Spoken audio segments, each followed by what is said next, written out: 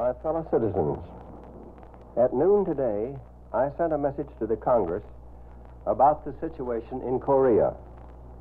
I want to talk to you tonight about that situation and about what it means to the security of the United States and to our hopes for peace in the world. Korea is a small country, thousands of miles away, but what is happening there is important to every American. In mid-1948, President Harry S. Truman made an important yet fatal decision to remove American troops from South Korea. Lack of two-way diplomacy in this decision resulted in the loss of thousands of Korean lives and a near victory for North Korea. South Korea was defenseless against the power of North Korea's military forces. Diplomacy between South Korea and the U.S. failed because of a lack of trust and desperation for peace in Korea. Before Korea was under the control of both the United States and the Soviet Union, it was ruled by the Japanese Empire for 35 years.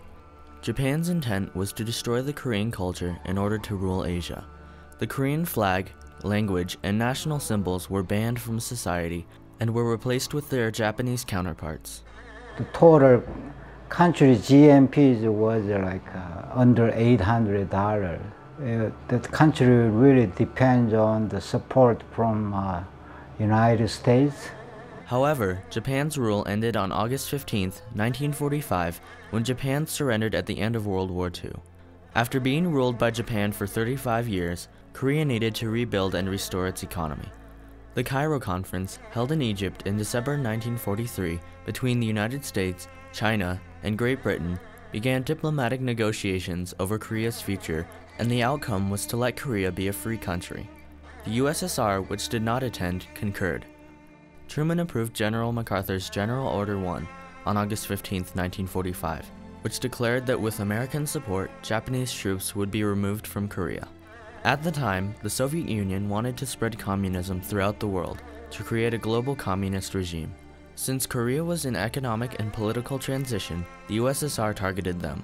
But Truman couldn't allow Korea to fall under the rule of communism because of the huge threat he thought communism posed to the world. The sort of rising communist expansion, which began to drive U.S. policy, sort of started with the Berlin blockade in 1948 and 1949 in Europe. And at that point, of course, by the formation of the NATO treaty and the idea of committing forces to NATO was one factor there.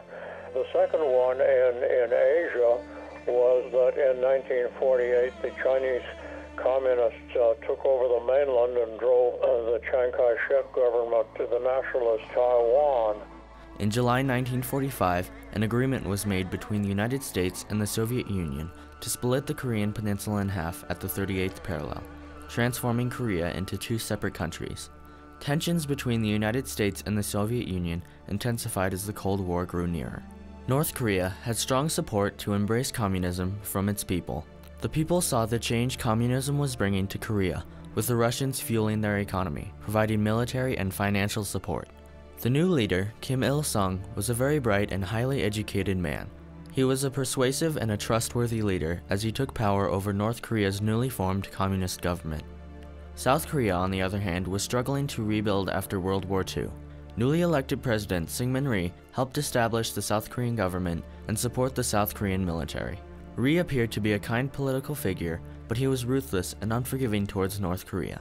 His intentions were to take North Korea back and unify Korea at all costs. These developments intensified pressure on Truman to decide the fate of U.S. military forces. If troops were taken out of South Korea, support could be sent to other parts of the Pacific and Europe to help rebuild countries scarred from World War II. Truman wanted to avoid at all costs a World War III that he thought might start in Korea. North Korea and South Korea, of course, too, had an intention of war themselves. Syngman Rhee, he himself had an intention to have a war with North Korea. It would be a risky decision leaving South Korea vulnerable to an all-out attack from North Korean troops. Truman did not trust Rhee to use American troops in the defense of South Korea. He thought Rhee would use them offensively to start a war. Just as the United States had done when they split Korea, the U.S. continued to make their own decisions without input from the South Korean government. Ri felt there needed to be more diplomatic conversations between the U.S. and South Korea to keep American troops in the country. The Joint Chiefs of Staff had said that, in effect, the U.S. security perimeter ran from Japan down through the Philippines, but excluded Korea.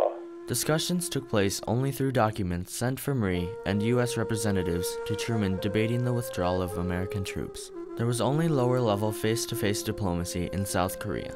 They came to the conclusion that the U.S. had little strategic interest in maintaining troops in Korea. In April 1948, Truman called for a withdrawal of American troops, and in September, the first units began to depart. At this time, the United States gave South Korea $150 million to help rebuild the country. After U.S. troops left Korea, the U.S. Congress began to make Korea less of a priority. A Korean aid bill was rejected in January 1950, but Truman began to worry about South Korea's future because North Korea's economy and military were growing stronger and the South was not improving. The Korean army not really organized, and then the war starts suddenly, so they didn't have the right system to fight the war at that time. Most disconcerting to the U.S. was that China had become a communist nation in October 1949, giving communism a strong foothold in East Asia. After the U.S. withdrawal of troops, North Korea began to make plans for an attack on South Korea with the help of the Russian government. The Soviet Union withdrew their troops from North Korea in October 1948. Even though North Korea did not have Soviet troops, they were provided with tanks, air force, and expertise. Kim Il-sung visited Russia to talk with Premier Joseph Stalin about an attack plan. After the meeting, Kim left Russia telling reporters, 조선 정부 대표단이 모스크바에 지금 도착한 것은 조선민주주의 인민공화국과 소비에트 연맹과의 사이에 정치적, 경제적, 문화적. Waves of North Korean soldiers penetrated the 38th parallel in June 1950, starting an all-out war. Innocent South Korean men, women, and children were murdered by the North Koreans as they swept south. 135,000 North Korean troops who were trained by the Soviet Union plowed through South Korean cities and countrysides on their way to capture Seoul, the capital of South Korea. The South Korean military scrambled to recruit men from all over the country, but this was not enough to stand up to the North Korean troops. Without the U.S. support, the South would be lost. Panic was felt throughout the free world. The global community, surprised by the violent attack from North Korea, did not want South Korea to fall under communism. After his meetings with Secretary of State Dean Acheson and Secretary of Defense Louis A. Johnson, he came to a decision. On June 27, 1950, the Air Force and Navy were sent to Busan, South Korea. The United Nations started to gather troops from all around the world, bringing together a joint command of 16 nations. By July 7th, a United Nations command was created under U.S. General Douglas MacArthur. By the end of July, the 1st UN regiment had landed in Busan. Well, I was with the 1st Marine Division. I was in Charlie Company, 1st Battalion, 1st Marine Regiment. We landed at Busan, traveled up to Wonju and Hoingsong. Over the next 3 years, brutal fighting went on. Over 2 million troops and civilians from Korea and around the world were killed or wounded. The Korean War would come to a ceasefire on July 27, 1953. An armistice was signed by North and South Korea to end the fighting. If not for the huge disadvantage South Korea had before the Korean War, much death and destruction could have been avoided. If more action was taken by the United States towards diplomacy and debate, the consequences South Korea suffered might not have been as severe. It left South Korea unprepared to defend itself when North Korea came across the 38th parallel. Had we had combat troops there, they may not have even invaded at all. It would take decades for South Korea to get back up on its feet and form a stable economy and government. Minimal action taken by the U.S. before the war put South Korea at a very large disadvantage during the war. It was a gamble, and South Korea felt there was a lack of diplomacy, with too much risk resulting in the death of millions and an entrance into a conflict which still lingers in Korea today. The troop withdrawal became a very contentious issue in American domestic politics, and Atchison was bitterly attacked. Consequentially, tensions are still high between the two Koreas. The latest example of this is the artillery shot fired on November 23, 2010, from North Korea onto a South Korean island. But today, with the beneficial presence of US troops in South Korea, they now have the advantage over North Korea. Cooperation and training between the militaries provides support for a strong economy and well-maintained armed forces. South Korea's strengths make it unlikely North Korea will start another war, even though their leaders threaten hostilities. Leaving troops in South Korea could have changed the course of war and kept it protected from communist attacks. More thorough discussion and diplomacy between the United States and South Korea, along with deeply examining the priorities of the US military, may have saved many lives and possibly averted a war.